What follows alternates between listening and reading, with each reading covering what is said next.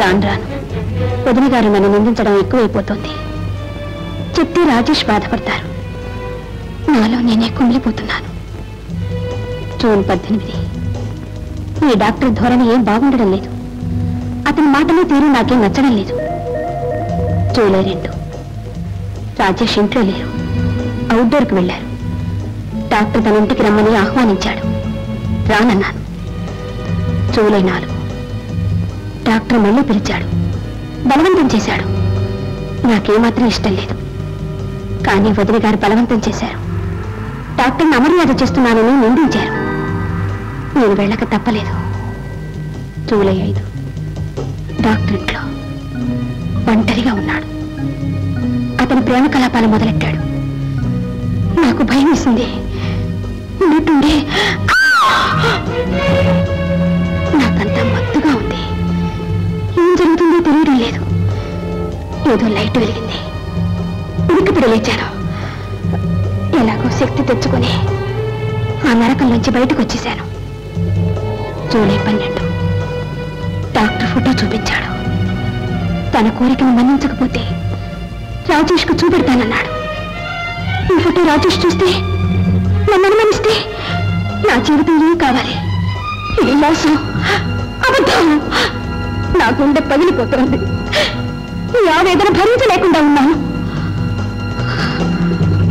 వెళ్ళిపోతున్నాను. నా బిడ్డను, నా రాజేష్ని వదిలి వెళ్ళిపోతున్నాను. నా బిడ్డను, నా రాజేష్ని వదిలి వెళ్ళిపోతున్నాను. నా బిడ్డను, నా రాజేష్ని వదిలి వెళ్ళిపోతున్నాను.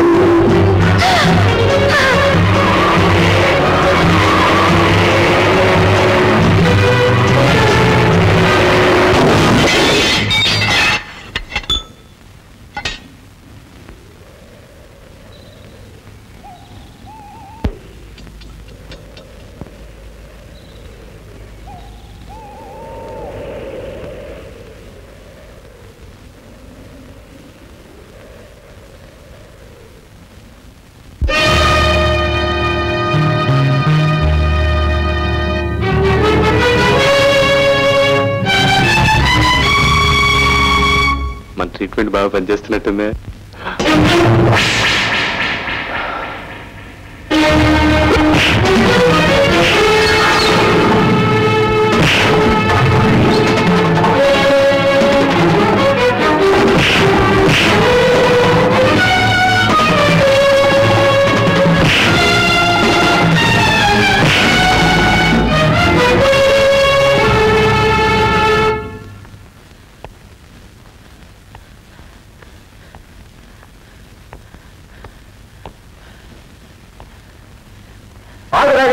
ఇచ్చిందో చాలే.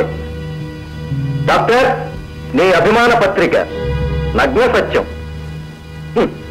నీ బండారాన్ని బయట పెట్టిన నెగటివ్. మీ మీద చాలా కంప్లైంట్స్ ఉన్నాయి డాక్టర్. కానీ పాపం పండాలిగా. పదండి.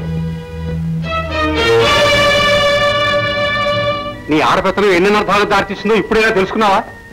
నాలుగు తీసుకుని డాక్టర్ ఇంత నీచాలకు పాల్పడతాడనుకోలేదు. ఇప్పటికైనా తెలిసొచ్చిందా?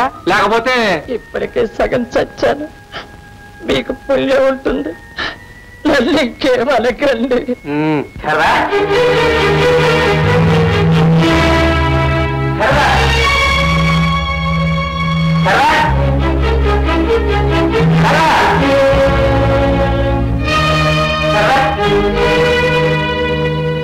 బాబు, తమ్ముడు, బాబు, తమ్ముడు,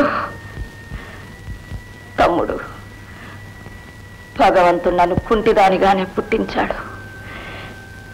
ఏ సరదాలు సుఖాలు ఎరుగను. నా శరీరం ఒక ద్వేషకూటంగా తయారైంది. ఎవరు సుఖంగా ఉన్నా ఓర్వలేను. ఆ ఓర్వలేని తనంతో సీత పచ్చని కాపురంలో చిచ్చు పెట్టాను. శారద విషయంలో కూడా అదే చేశాను. తమ్ముడు, భగవంతుడు కూడా నన్ను ఎలాగో క్షమించడు. నువ్వైనా బాబా, శారదమైంది. వాళ్ళ అన్న ఇంటికే వెళ్ళుంటుంది. ఏం అఘాయిత్య చేసుకుంటుందో ఏమిటో. వెంటనే వెళ్ళు.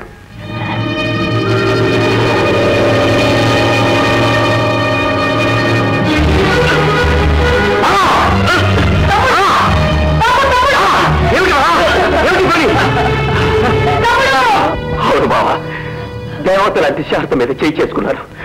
నాకు ఈ శిక్ష చాలదు బావా, చాలదు.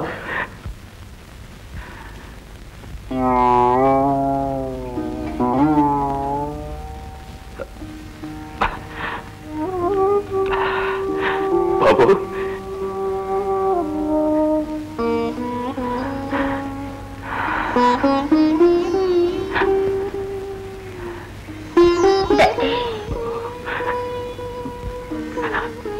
బాబు, బాబు,